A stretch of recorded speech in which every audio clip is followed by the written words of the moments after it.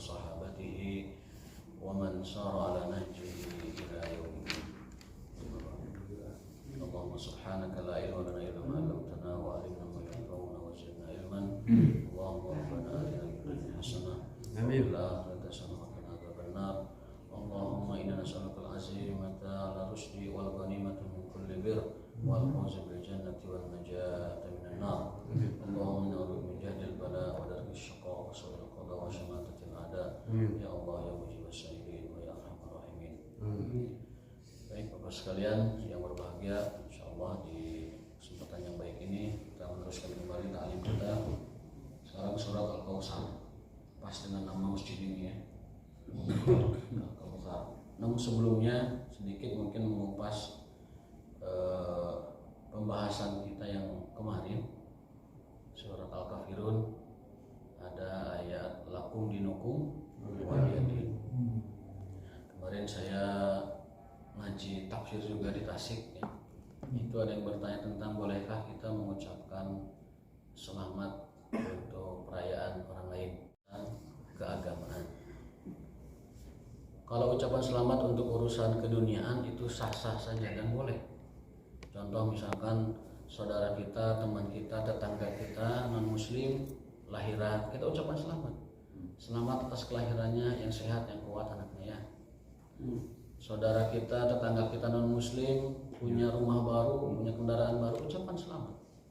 Kita anterin makanan, kita bantu dan sebagainya. Itu justru dianjurkan oleh Allah Subhanahu wa taala, berbuat ihsan, berbuat bir kepada tetangga kita atau teman kita, sejawat kita, karib kerabat yang non muslim sekalipun. Jelas itu tidak masalah dan dianjurkan. Ya, mengucapkan selamat dalam kegembiraan mereka harian itu tidak apa-apa. Bahkan ketika mereka meninggal dunia kita ucapkan turut berduka cita, innalillahi wa inna ilaihi raji'un. Tapi jangan disertakan doa ya. Doa ampunan maksudnya. Jangan ditambah Allahumma ighfir lahu warhamhu wa'afihi wa'fu. Itu khusus untuk muslim.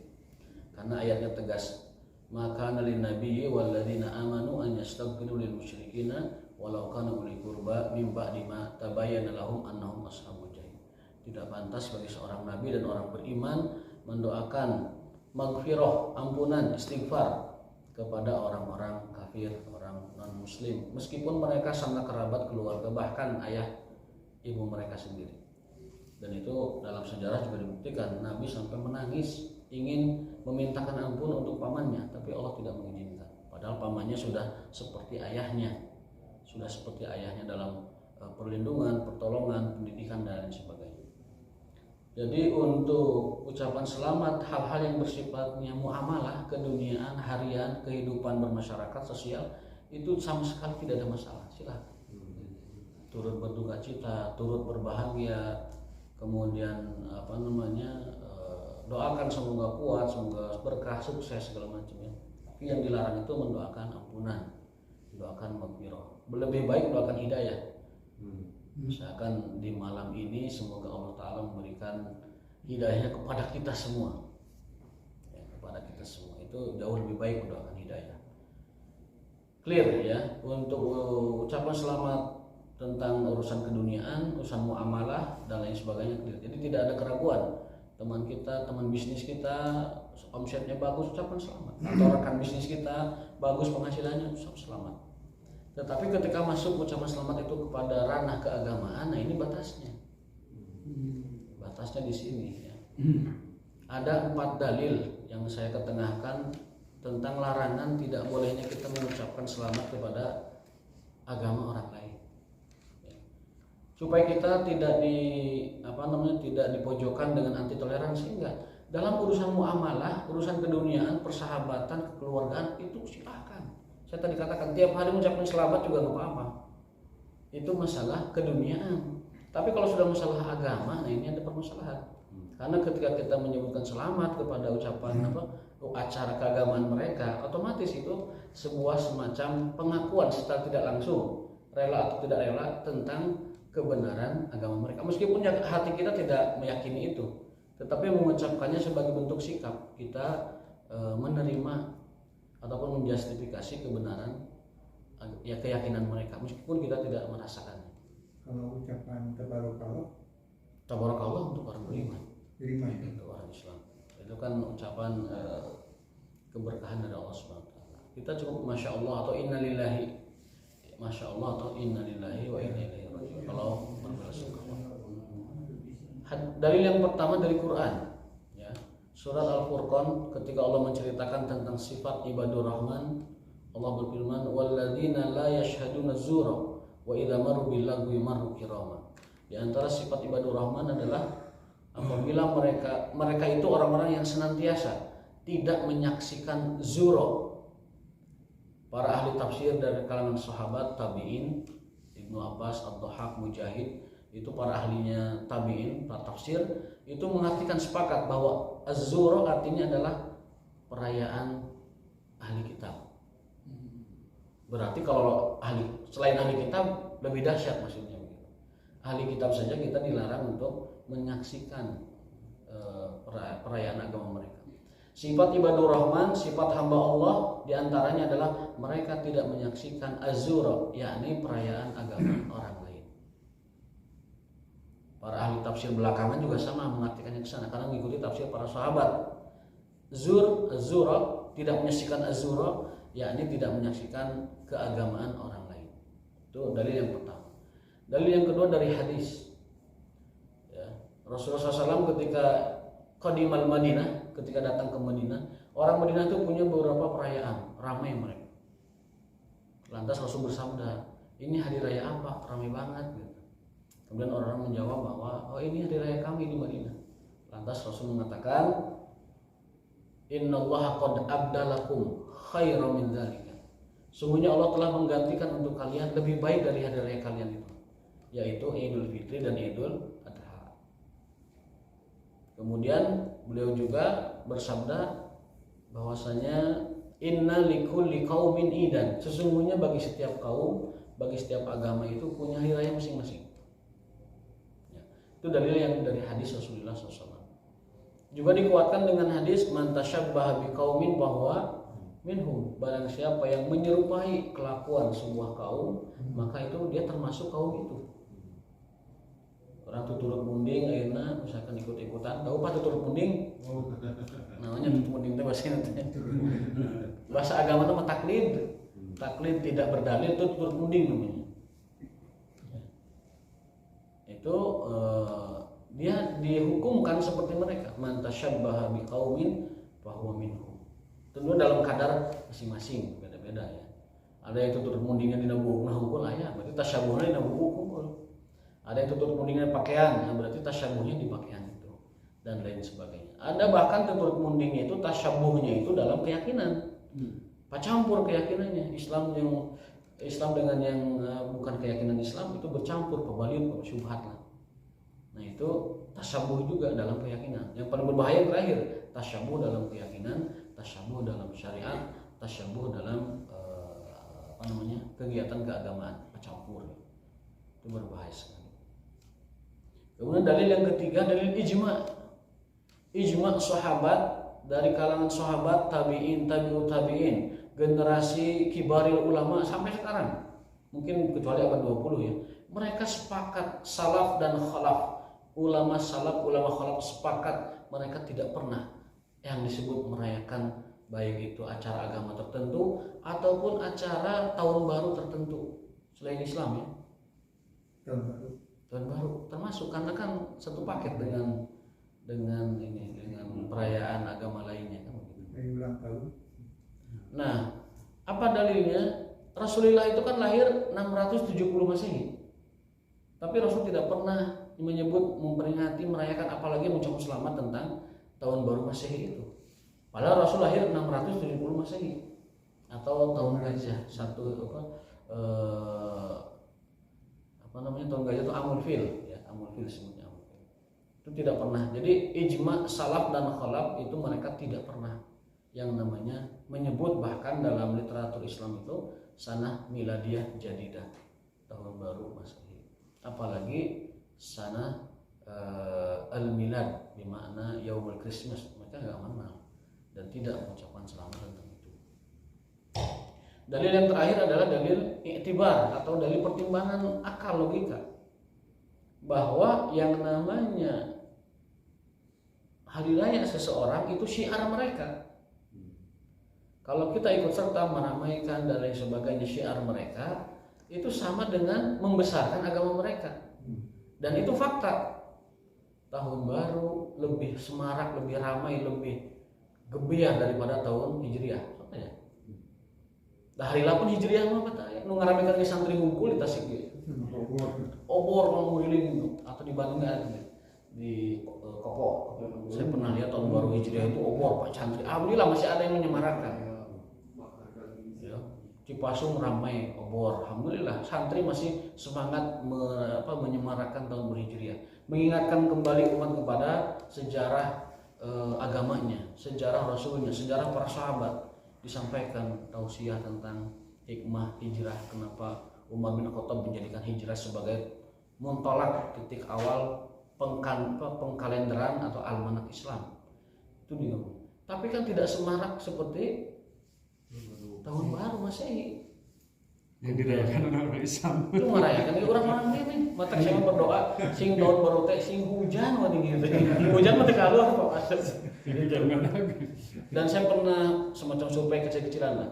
Kalau tahun baru itu halodo, eta di depan ruko yang enggak jauh dari rumah saya itu tumpukan sampah percon teh numpuk satu. Bisa pun teh numpuk satu. Botol minuman keras. Wah, pinuh kana petasan percon padahal teh kayaknya kan secara aturan. Tapi kalau hujan bersih, Pak. Tidak ayo main petasan yang hujan macam itu petasan yang terharu di luar negeri pengen hujan. Hujan. Kami ngado anaknya hujan supaya tos di rumah lah tali berang di rumah istirahat gitu ya. Nah itu berkenaan dengan perayaan. Jadi kita sama sekali tidak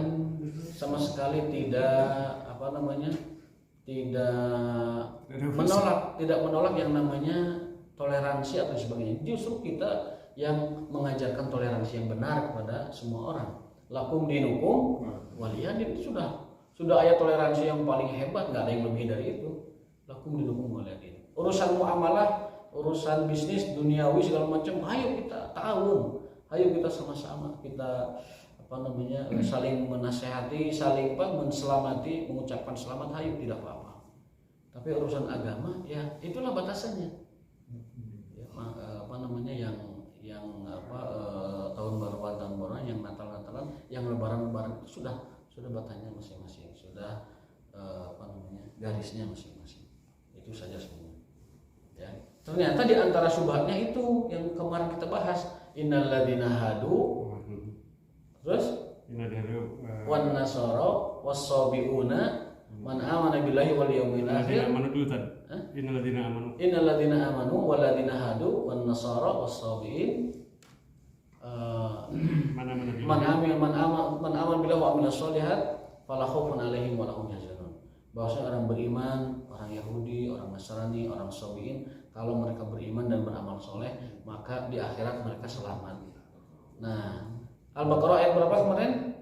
62. Ayat itu kalau menurut Ibnu Abbas secara tartib asbabun nuzul dilanjutkan oleh ayat berikutnya yang isinya itu adalah hanya Islam yang diterima di sisi Allah.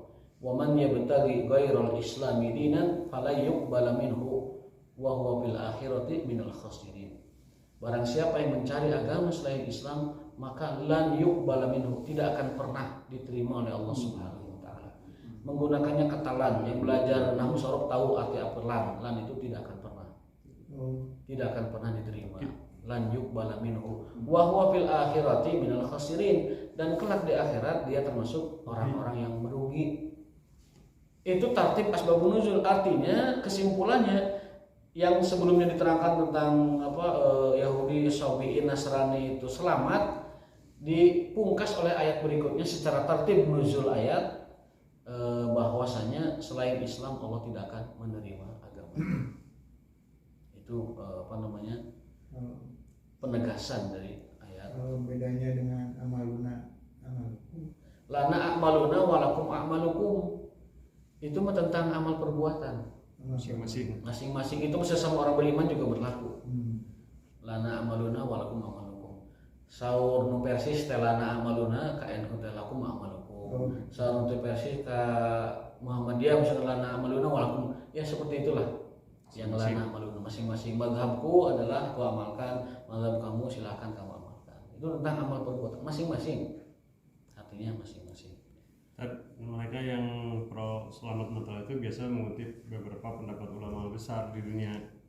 Di antaranya konon Syekh Ali Jum'ah, Syekh Qaradawi, kalau di Indonesia Rai Shihab, kemudian beberapa tokoh dari NU organisasi. Tapi kalau NU pesantren kan hampir semua menolak gitu. Ya.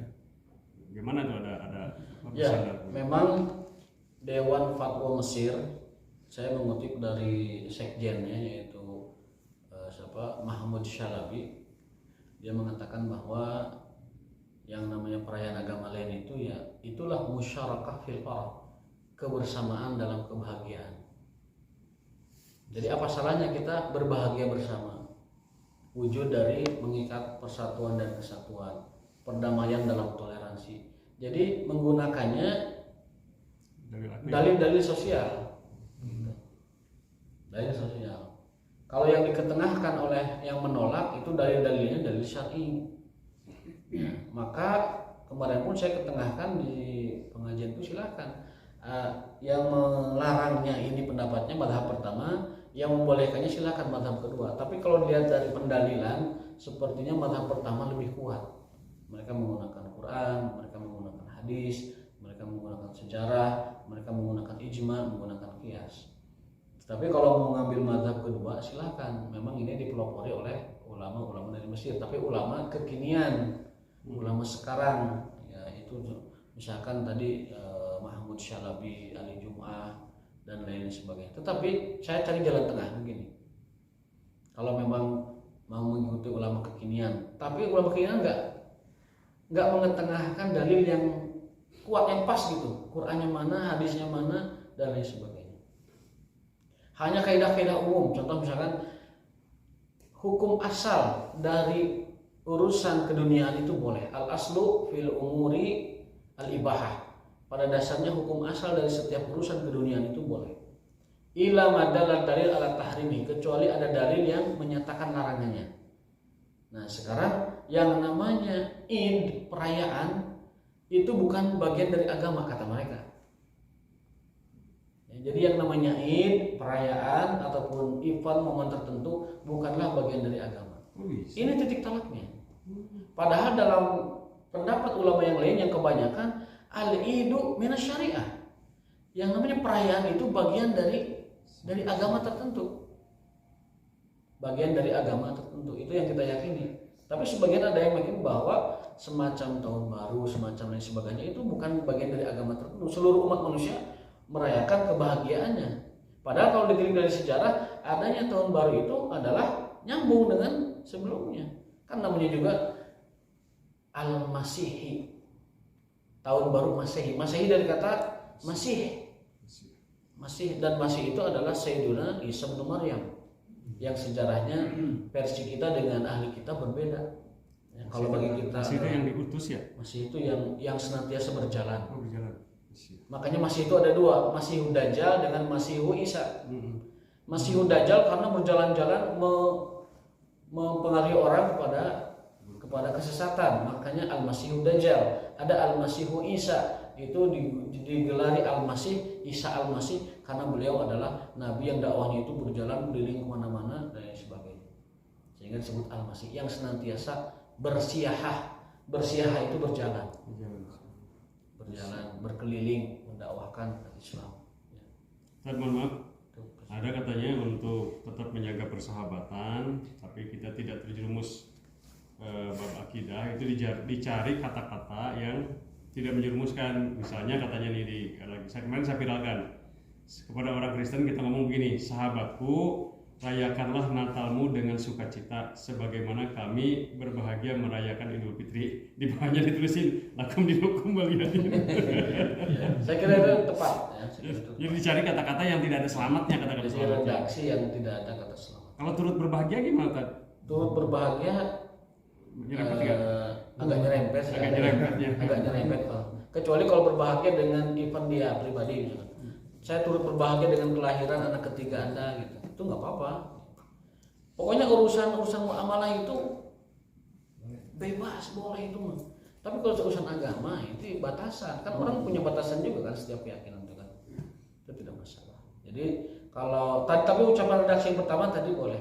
Misalkan rayakanlah hari kebahagiaan Anda dengan penuh sukacita. Mudah-mudahan Allah menaungi kita semua dengan rahmatnya. Rahmat dalam tanda petik adalah hidayah. Kan rahmat mereka yang paling besar mah hidayah bagi mereka mah. Yang lucu katanya selalu ribut kalau Natal ini kita nih bab hukum merayakan Natal. Sebenarnya nggak ada yang nyuruh, kan nggak ada yang maksa kepada kita. Bener nggak? Lah ngapain kita?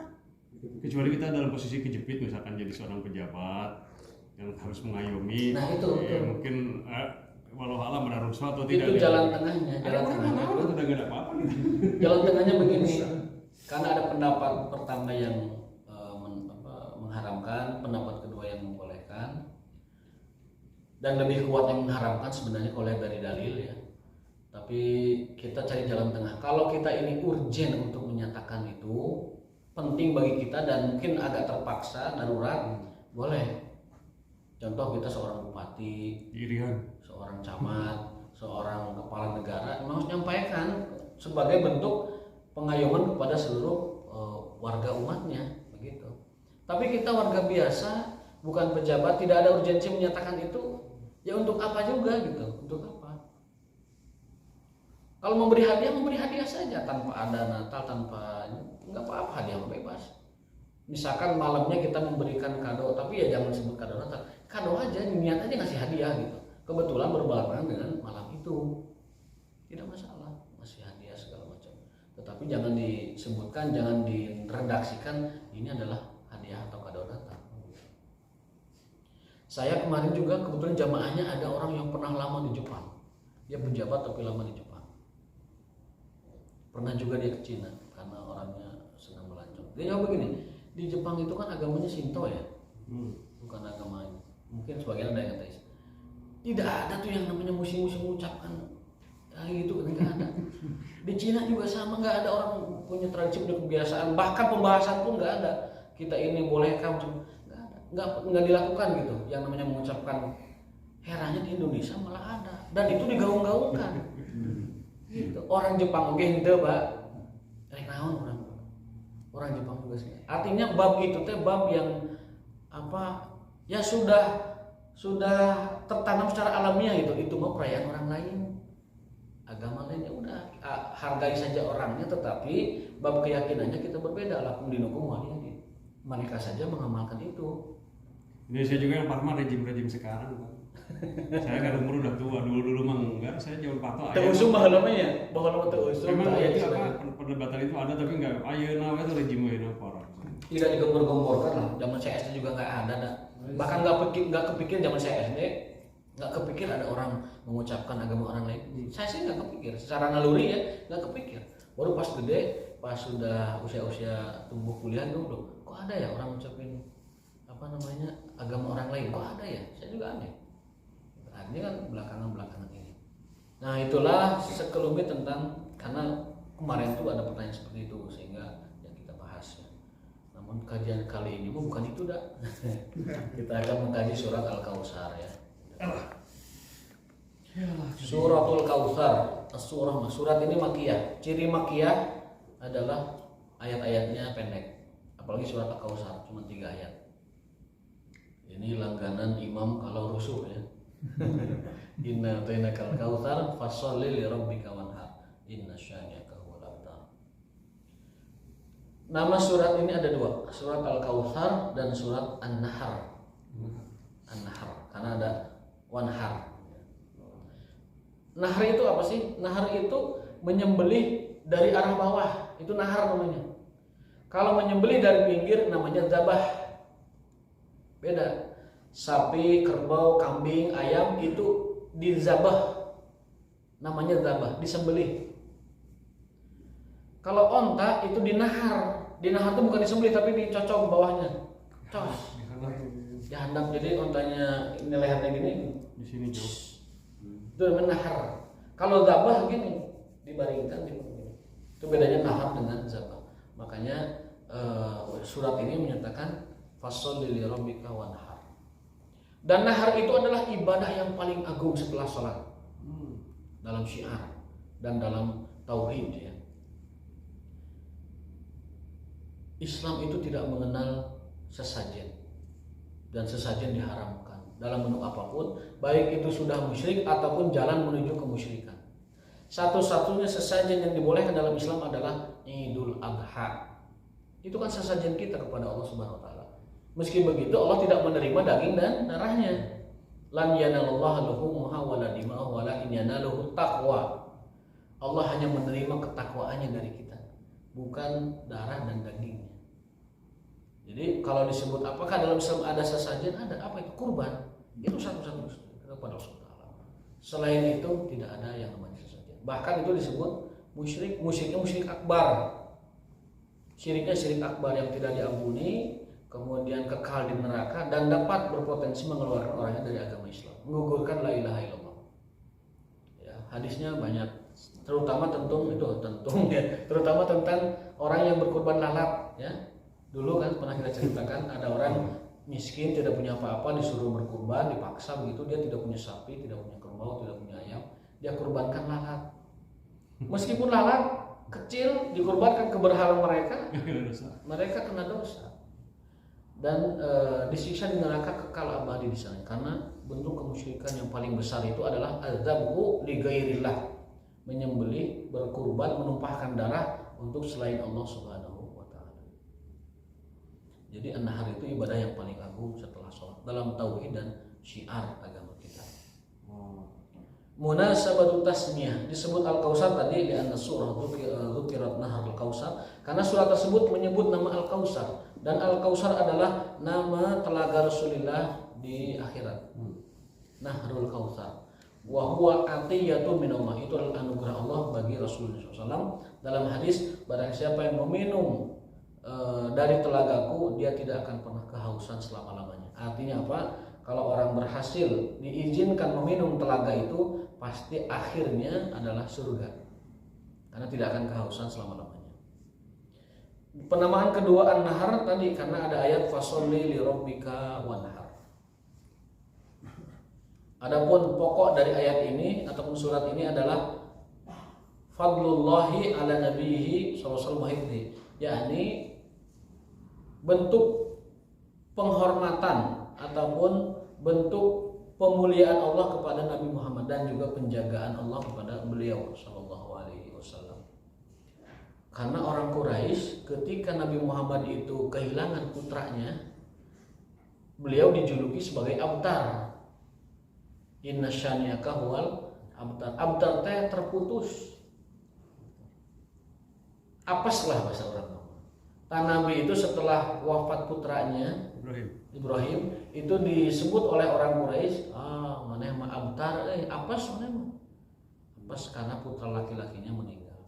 Ternyata Allah turunkan inna syani'aka wal abtar. Inna syani'aka. Syani'aka itu orang yang mencemoohmu. Sesungguhnya orang yang mencemoohmu dengan kata abtar, dialah yang abtar sesungguhnya. Yang terputus dari rahmat Allah, terputus dari hidayah Allah, terputus dari kasih sayang Allah.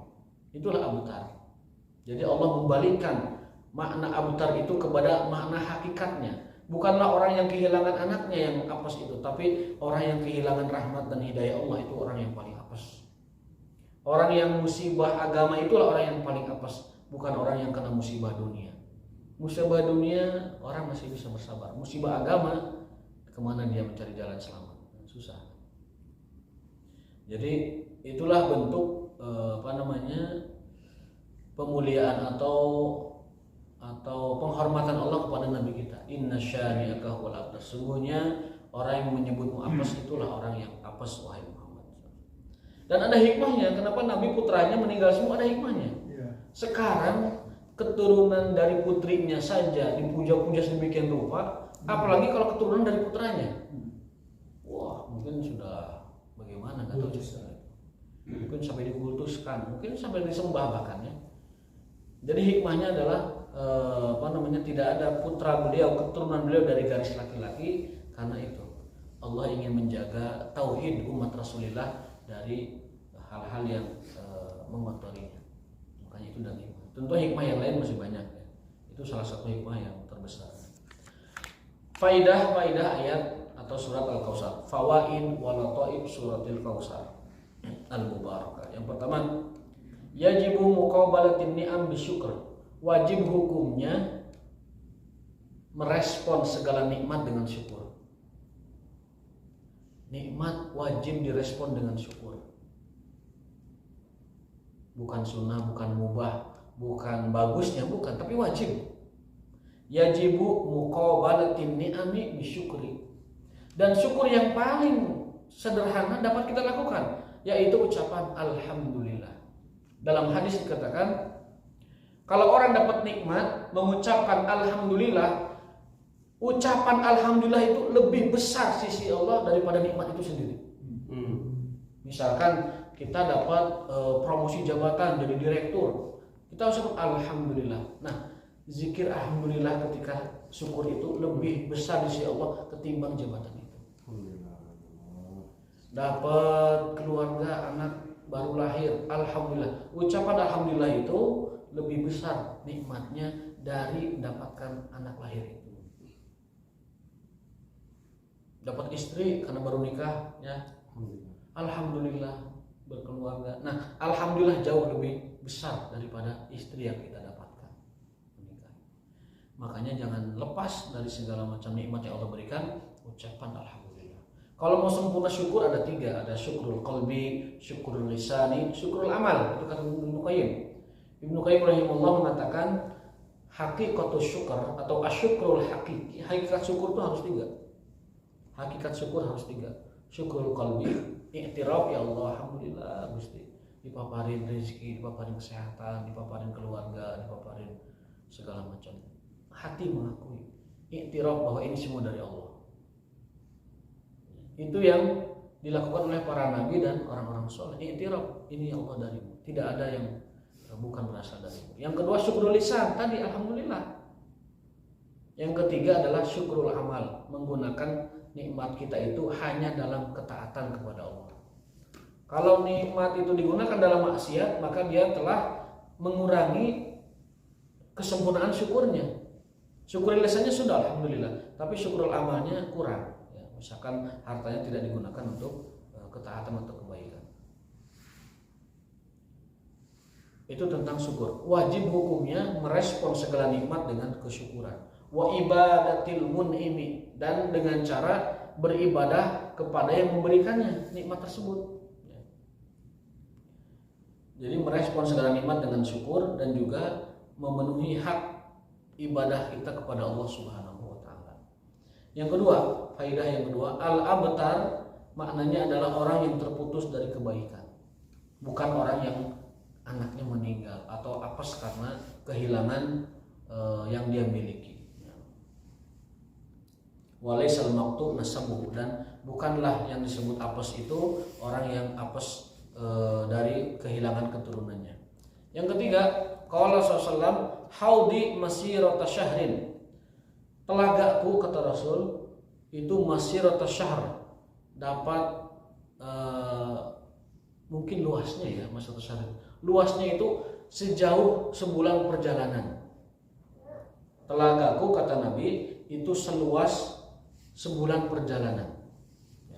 Ma'uhu abyad minal laban, airnya putih, lebih putih dari susu. Warihuhu atyab minal misik, dan wanginya lebih wangi dari kasturi. Wa kizanuhu kanujumis sama, dan ini seperti bintang-bintang di langit. Kizan, mungkin itu kizan tuh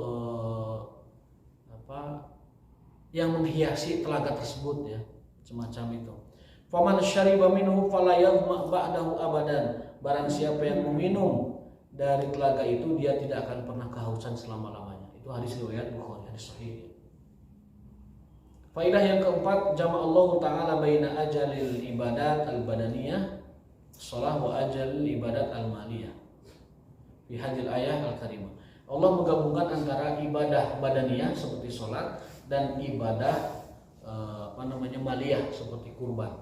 Jadi ibadah itu ada dua, ada ibadah badaniyah, ada ibadah maliyah.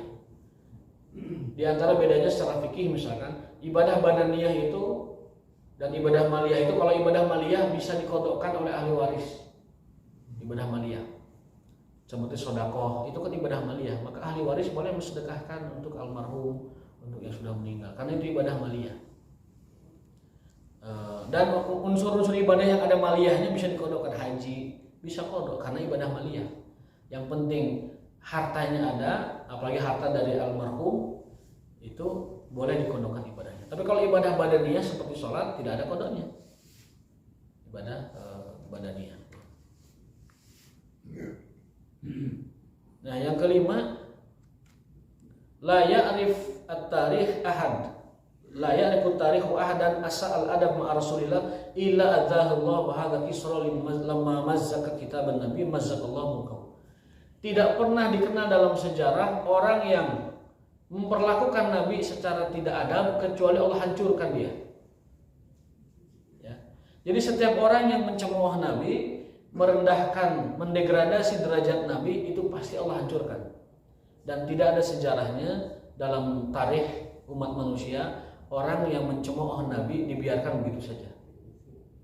Quraisy mencemooh nabi dengan abtar, mereka kena kewalatnya abtar. Ada raja Persia Kisra merobek surat nabi, kan nabi mengirim surat dakwah kepada raja Persia.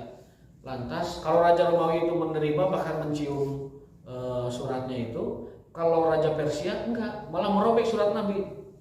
Akhirnya nabi mendoakan mazzakallahu mulkah, semoga Allah hancurkan kerajaan Persia, dan hancur sampai sekarang tidak ada bekasnya itu raja Persia. Kesimpulannya adalah tidak ada dalam sejarah la ya'rif at-tarikh ahadan, tidak ada pernah dalam sejarah orang menghina nabi, mencemooh nabi, merendahkan nabi kecuali dibalas kontan oleh Allah Subhanahu wa taala di dunia. Nanti di akhirat lebih parah lagi. Makanya orang-orang jangan beranilah mempercandakan nabi, ya, nauzubillah min dzalik. Dan ini kelakuan selebritis kadang begitu gayanya. Ada kemarin yang terakhir, nggak tahu udah masuk proses hukum atau enggak ya. Ada komedian, 3 komedian dalam lawakannya itu dia mengatakan miras itu singkatan minuman Rasulullah. Dilaporkan kepada Polres, udah dilaporkan tapi belum diproses. Belum diproses. Kita dorong ya, kita dukung kepolisian memproses ini karena tuman artis semacam itu mencontohkan hal yang tidak baik dan pasti Allah hancurkan. Mungkin karirnya, mungkin apanya pasti dihancurkan. Karena ini kaidahnya, tidak ada orang yang merendahkan Nabi kecuali dibalas langsung oleh Allah SWT waktu di dunianya. Dan itu peringatan buat kita ya.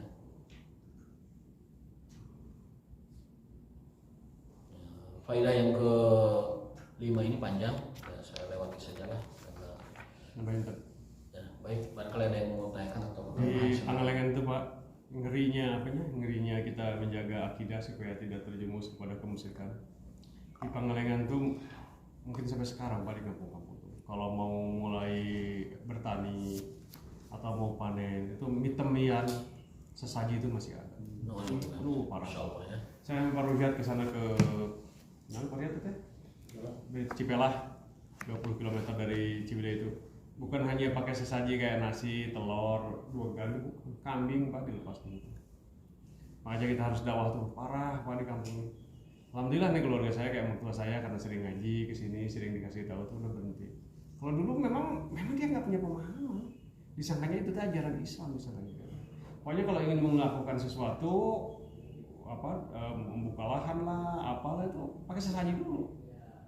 Di Kalimantan lebih ngeri lagi Pak. Ingat saya waktu kecil itu jadi kalau panen Pak ada upacara panen lah. Jadi ada ininya, ada kayak macam sebut ustad dari ustad pawang. Bapak tahu lemang Pak, nasi ketan dimasukkan ke bambu lalu dibakar, itu di absen. Mencek bahasa orang mah. Lemang ini saya peruntukkan untuk penghuni Sungai Citarum kilometer sekian misalkan. Mudah-mudahan diterima dengan baik. Persembahkan sepotong lemang ini untuk penghuni Gunung Gunung Halu misalkan, itu dia absen panjang sekali, harus absen satu-satu. Dan saya diajari sama teman-teman istighfar. Kalau saya mancing, terutama di tempat-tempat angker, ya kelas berapa ya, kelas 2 SD mungkin kelas 3 itu meminta Pak. Jadi mereka itu untuk menyebut kepada para penghuni para penghuni jin iblis setan itu Datuk. Datuk itu sebenarnya kata-kata itu digunakan untuk orang tua kan, orang Melayu sama kan, kakek nenek itu Datuk. Tapi dia menyebutnya kepada penghuni, katakanlah penghuni orang Melawinya, sungai itu Datuk. Jadi misalkan pancing, Datuk ini anak cucu umpat munjun lah di sini. Izin mancing gitu ya. Jadi izin mancing. Jadi Datu ini menyebut dirinya anak cucu. Coba bayangkan mengaku dirinya anak cucu dari iblis. Datu ini anak cucu punten ngiring musik di dia, mudah-mudahan di paparinan laut. Ya Allah ya Rabbi. Saya tuh mengucapkan waktu kecil itu Pak. Ikut-ikutan orang Kalimantan kayak gitu. Usia SD kelas 2. Dan itu masih banyak Pak di kita tuh di Kalimantan tuh kalau sesajen termasuk tuh beras kuning. Jadi beras dikasih warna kuning lalu dihambur-hamburkan Pak. Bentuk naharan bentuk pengorbanan dan banyak sekali di kita ini kayak kalau di Jawa kan apa namanya yang kerbau di kepala kerbau di laut kan apa namanya? Larung. Ternyata di tanah Melayu juga ada lancang kuning. Lancang kuning itu sama jadi kayak perahu-perahuan kecil dikasih berbagai macam makanan, telur, duwegan dan lain-lain. Tapi yang paling utama itu kepala, biasanya kepala kerbau atau kepala sapi. Makanya kan masalah dalam hal ini kita harus ini juga sih apresiasi juga teman-teman kita Persis, Muhammadiyah dulu awal Muhammadiyah kan yang gencar itu, Muhammadiyah, Persis, Salafi yang terus-terusan memerangi itu. Tapi dah kadang-kadang diperangi dengan kecaman apa nggak berubah Pak, dengan hati dijelasin, dipahamkan dengan hati, dan itu harus penuh kesabaran itu. Saya pengalaman saya urus ke pedalaman-pedalaman tuh, masya Allah Pak. Kita tuh sangat hati-hati ngomong tuh. Kalau kita keras misalkan pakai dalil musyrik ini bukannya nyamperin, malah musuhin sama kita. Jadi harus dari hati-hati pelan-pelan, benar-benar diingatkan bahwa kita itu hanya menyembah kepada Allah. Hanya Allah yang memberikan madarat dan manfaat. Makhluk tidak bisa memberikan madarat dan manfaat. Itu apa? Bab tauhid itu pelan-pelan itu. Ya, jadi jangan cerita yang Ustaz sampaikan. Bagaimana orang-orang dulu orang-orang kafir yang berkorban bahkan lahat itu korban. Sekarang di Indonesia masih banyak. Jangan-jangan masih mayoritas Pak. Walaupun dia udah sholat Pak. Betul. Di pabeasan tinggal di pabeasan orang-orang kampung. Jadi di kampung tuh ada semacam kamar kecil tempat nyimpen beras dan goa pabeasan. Itu ada Pak telur segala macam tuh. Dulu tapi. Hah? Saya mah dulu.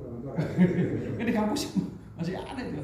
Makanya perlu dakwah tuh. Lamun itu kan karunya ada masalah. Dan dia tidak merasa bersalah. Disangkanya itu kan bagian dari tradisi keagamaan justru kan menganggapnya kayak gitu. Yang menyanyi. Hah? Menyanyi ya. Oh, menyanyi ya, menyanyi. Bahkan dikombinasikan itu kalau misalkan acara keagamaan dikombinasikan dengan menyanyi. Misalkan acara apa ya? Acara muludan misalkan. Ayah ustad anu katakanlah ngadoa misalnya, tapi ada lagi ustad dalam tanda petik memang dia bisa dia jadi dua oknum. Dia ngomong sama ngomong gitu. Ya Allah ya Rabbi. Saya prihatin sekali lihat kayak gitu. Makanya kita harus tahu. Kita alhamdulillah lah di kota tuh ya pada di perumahan gini dapat ustad pencerahan dan kita udah lama tahu lah ya gitu. Tapi di kampung Pak, masya Allah. Masih terlalu banyak yang kayak gitu. Jazakallah khair. Ini ucapan alhamdulillah dengan alhamdulillah ala kulli hal itu maksudnya bedanya sampai mana? Ya. Dari yang pertama betul ya di kampung itu masih banyak yang begitu. Itu banyak sekali. Yang prihatin. Sangat prihatin karena itu berpotensi dapat membatalkan la ilaha illallah, bertentangan kan. Hari zikirnya la ilaha illallah, hari prakteknya percayanya mendua, mengkhianati Allah Subhanahu wa taala. Dan dosa khianat itu dosa yang tidak akan pernah diampuni, bahkan kita sendiri orang kalau mau ngapain terserah, tapi kalau khianat itu dosa yang tidak akan pernah diampuni. mendua Allah dalam doa, dalam pengorbanan, dalam sajian, dalam sesajen, mendua Allah itu adalah perbuatan yang syirik akbar. Tapi memang mendakwahkannya perlu kebijaksanaan. Ud'u ila sabili rabbika bil hikmati wal mau'izatil hasanah. Ajaklah manusia ke jalan Tuhanmu bil hikmah, dengan hikmah, wal mau'izatil hasanah, dan mau'izah yang baik. Ya, adapun tadi Pak Haji tadi alhamdulillah ala kulli hal wa ni'mah itu ada dua. Ada alhamdulillah ala kulli halin saja. Itu kalau kita mendapatkan kondisi yang tidak mengenakan kita. Alhamdulillah ala kulli halin. Halin. Kalau dalam bahasa Arab itu dikasrohkan, itu menunjukkan dia isim majrur dari huruf ala sebelumnya. Alhamdulillahi ala kulli halin. Karena ada ala. Kalau mau diwakafkan juga boleh. Alhamdulillah ala kulli hal. Itu kalau kita mendapatkan sesuatu yang tidak mengenakan kita. Tapi kalau kita mendapatkan sesuatu yang enak atau nikmat begitu, alhamdulillah ala kulli halin wa nikmah. Ditambah wa nikmah. Gitu. Dapat makanan enak, alhamdulillah ala kulli halin wa nikmah. Dapat misalkan kendaraan bagus saat kita mencari transportasi, alhamdulillah ala kulli hal wa nikmah. Pokoknya setiap kondisi yang mengenakan kita menyebutnya alhamdulillah ala kulli halin wa nikmatin. Tapi kalau kondisi tidak mengenakan, cukup sampai halin saja. Alhamdulillah ala kulli hal. Tiba-tiba proyek kita gagal, alhamdulillah ala kulli hal. Tiba-tiba proposal kita ditolak, alhamdulillah ala kulli hal. Bisnis kita omsetnya tidak diharapkan, alhamdulillah ala kulli hal. Itu untuk ketidakenakan. Tapi kalau enak ditambah saja, wa nikmah. Alhamdulillah ala kulli hal wa nikmah. Itu dianjurkan oleh Rasulullah SAW sebagai bentuk keriduan kita kepada Allah, baik takdir baik maupun takdir yang kita pandang tidak baik, meskipun hakikatnya semua takdir adalah baik bagi kita. Kita cukup sampai sini. Insyaallah besok berjumpa kami dalam gelombang dan frekuensi yang sama. Subhanakallah. Assalamualaikum warahmatullahi wabarakatuh.